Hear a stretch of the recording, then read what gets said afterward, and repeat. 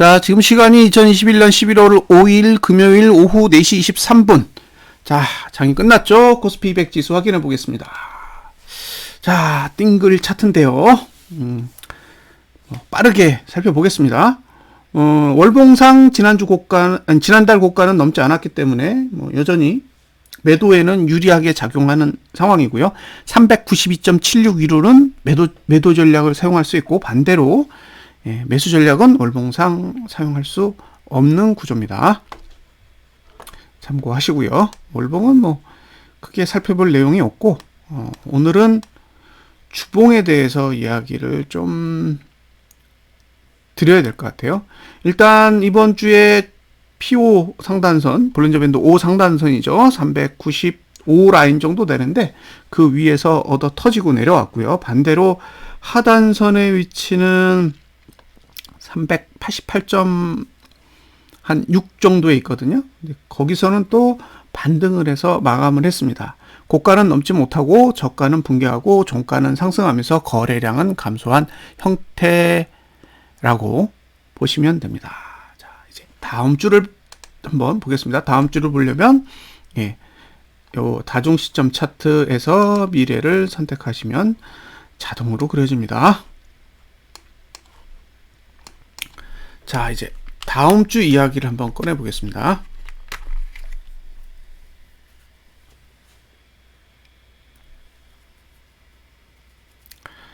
자, 여기가 점선, 그죠? 여기가 실선, 그 다음에 여기가 굵은 실선이죠. 예. 즉, 이거는 하락 추세의 관점이에요.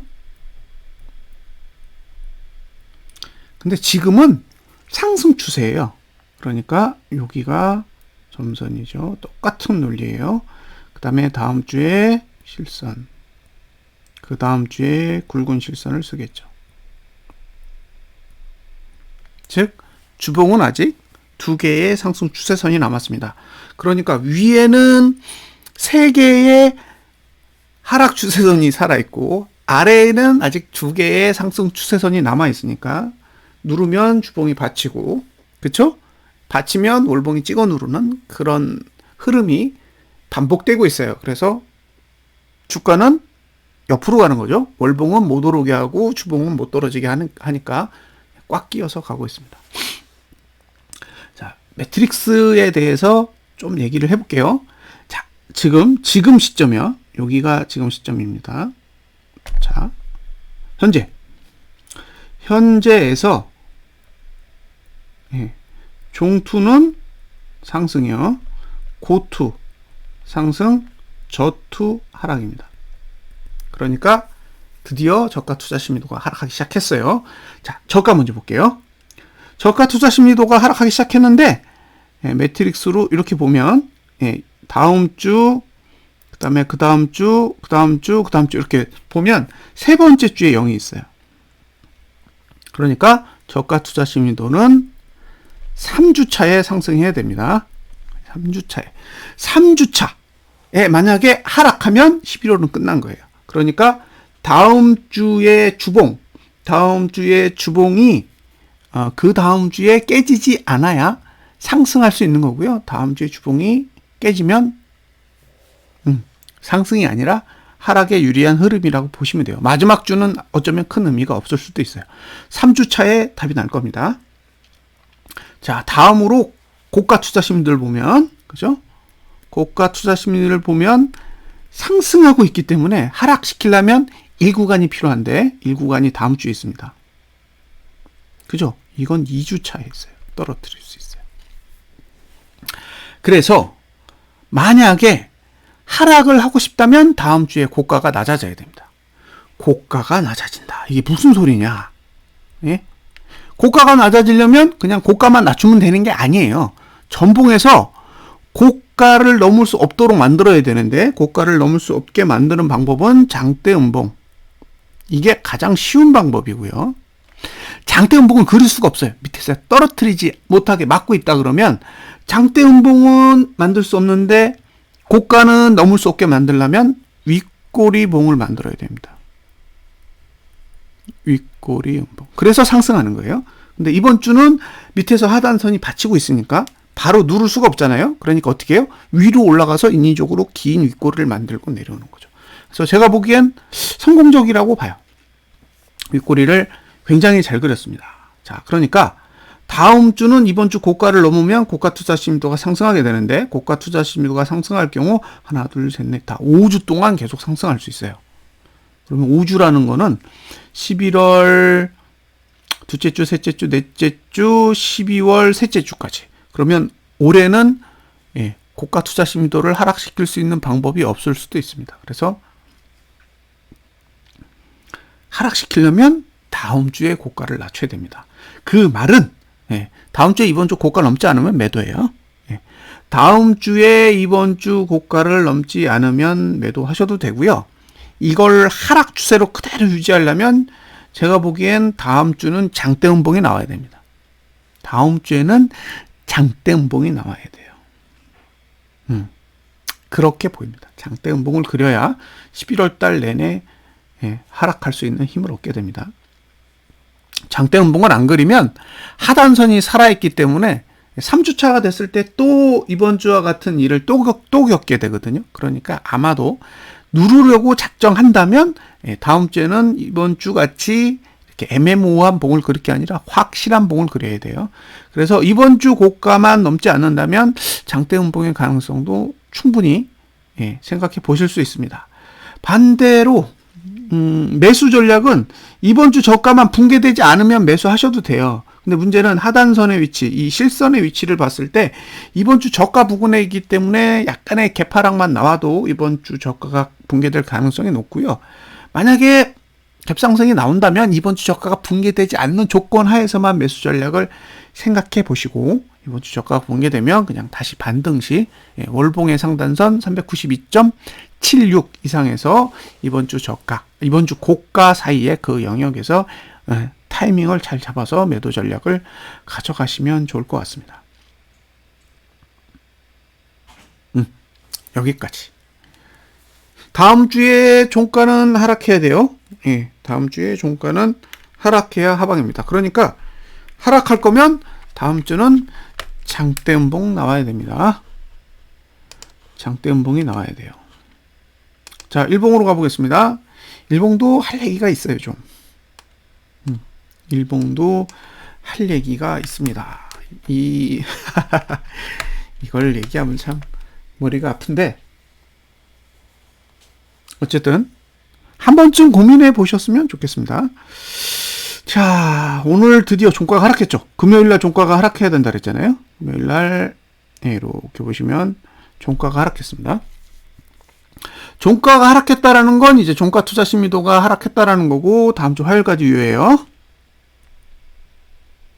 그러니까 화요일까지는 하락이 유효한 거예요. 오르든 내리든 종가 투자 심리도는 내려갈 거기 때문에 화요일까지는 하락이 유리하고 수요일부터 고민하시면 돼요, 상승은.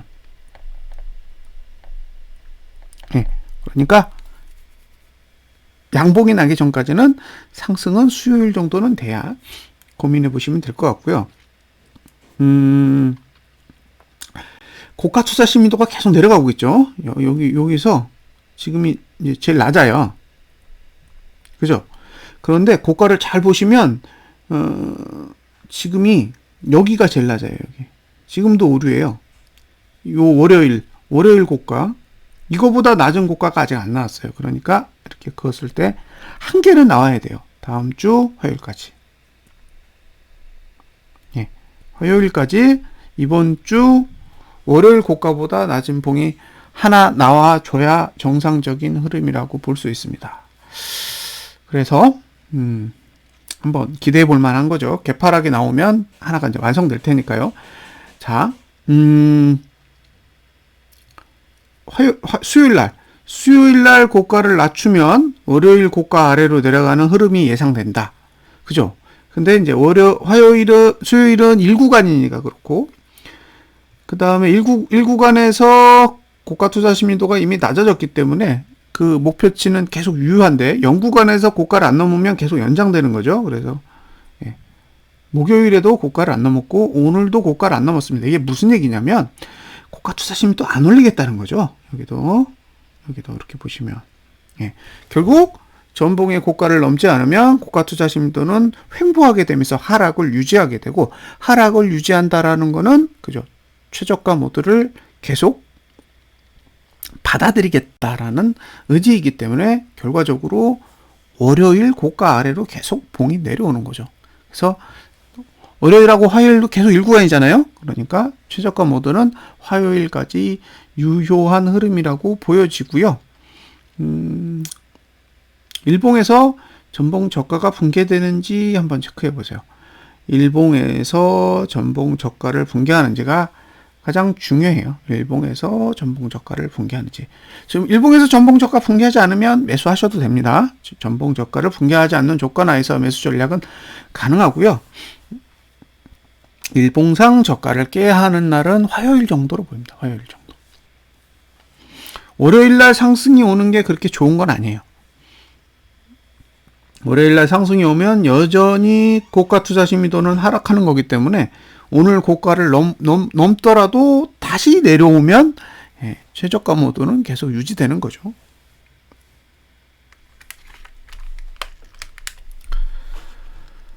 자, 이제 선물을 보겠습니다.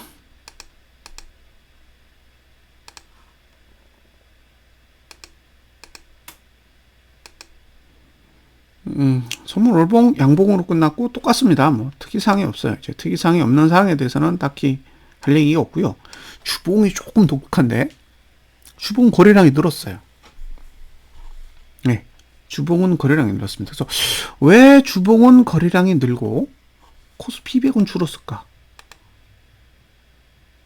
그렇죠? 코스피 200은 줄었고 선물은 늘었어요. 이게 아이러니하죠.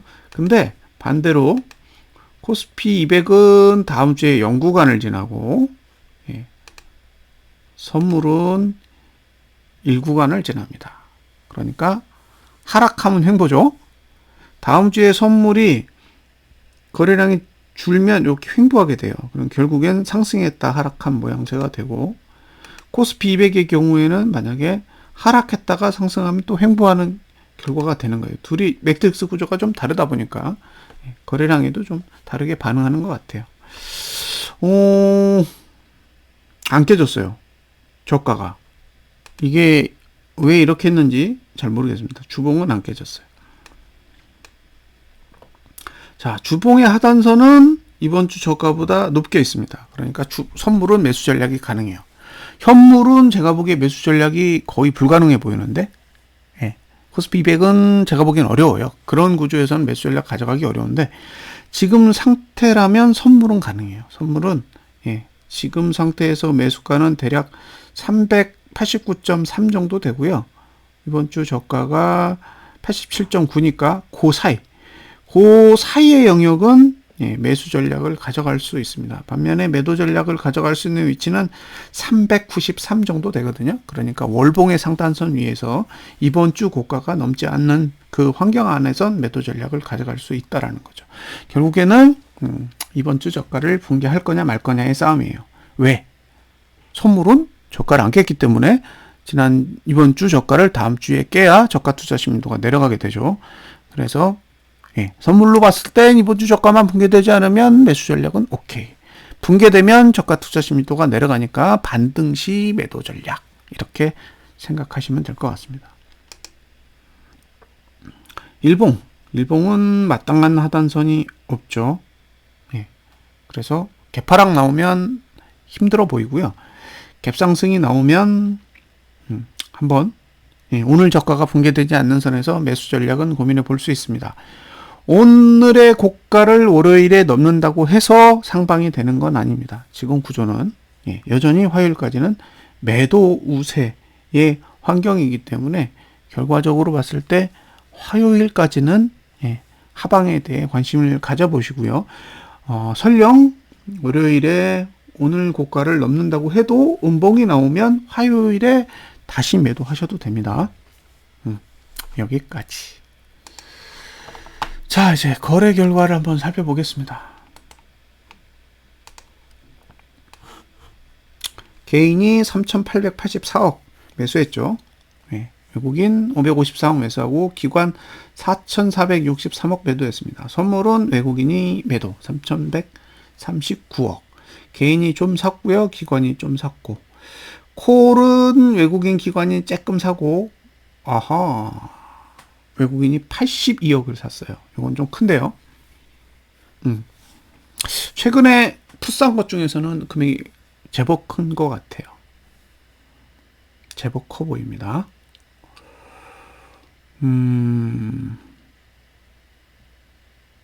파생은 하방인 것 같아요. 그러니까 현물로 안 떨어지게 딱 붙들어 놓고, 그쵸? 선물을 팔아먹은 거죠. 비싸게. 본인들이 선물 매수를 들고 있으니까 안 떨어지게 묶어놓고 파는 거예요. 그래야 줄어들 테니까. 그러면서 풋을 쭉 사들인 그런 모양새라고 보여집니다. 어쨌든 하방을 계속 보고 있어요. 만기까지 하방을 보고 있다라는 점은 한번 심사숙고 해보시고요. 와, 오늘 397코를 왕창 팔아버렸네요. 외국인이 보시면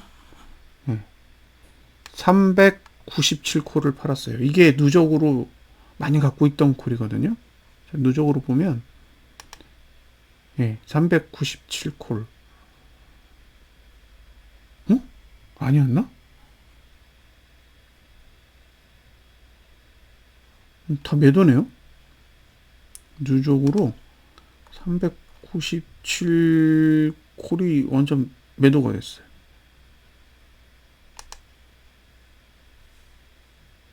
그러네요. 매도예요. 오. 그러면 이건 이제 397 안 가겠다는 얘기죠, 지금.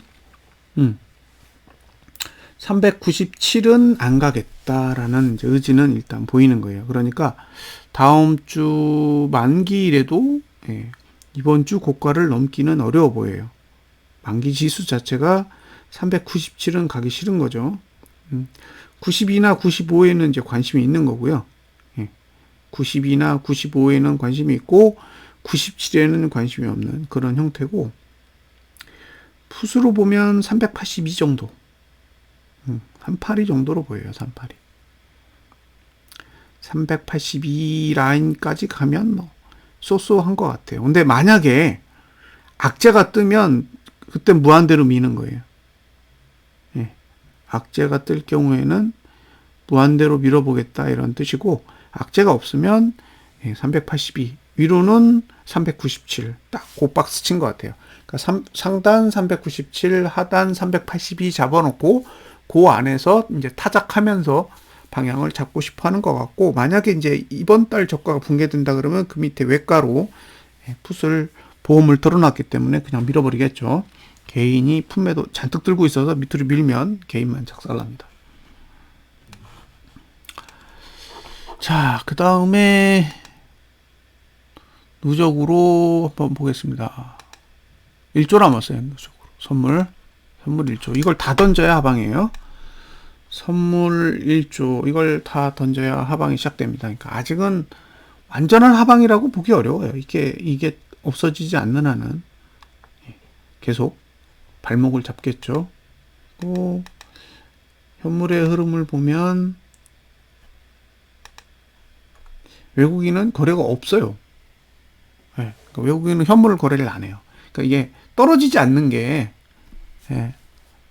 외국인이 현물을 사서가 아니라 외국인이 현물을 안 팔아서예요. 안 파는 거죠. 지금 본인들이 선물 매수를 들고 있다 보니까 굳이 공격적으로 내려야 될 이유는 없는 거예요.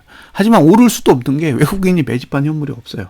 그러니까 선물만 갖고 그냥 아래 위로 툭툭툭툭 털고 다니는 거죠. 아직 개인은 8천억 정도 매도를 하고 있는 상태라 이 정도면 아래로 내려가기도 쉽지 않죠. 대량으로 개인이 한번 쓸어 담는 날이 와야 이거 370 가겠구나, 379 가겠구나 라는 그런 생각이 들 것 같습니다. 다음 주에는 만기일이 있습니다. 만기일이 있으니까 여러 가지 좀 눈치를 좀 보시고요. 이번 주 저가 붕괴되는지 여부가 관건이에요. 이번 주 저가가 붕괴되면 오히려 반등 시에 매도 전략을 고려하셔야 되고, 매수 전략을 사용하시려면 월봉은 사용이 불가능하니까 이번 주 저가가 붕괴되지 않는 선에서 접근을 하셨으면 좋겠고요. 지금 주봉의 하단선이 발달되어 있기 때문에 상대적으로 내려가려면 악재를 받아들이거나 아니면 최대한 수요일 이후에 찍어 누르는 게 반등을 없애는 방법이니까, 아마 하락이 와도 악재가 뜨면 바로 올 거고, 악재가 뜨지 않으면 수요일 이후에 찾아올 가능성도 충분히 있으니까요. 그런 시간적 흐름도 한번 참고를 하셨으면 좋겠습니다. 자, 이상으로 분석 마치겠습니다. 주말 잘 보내십시오.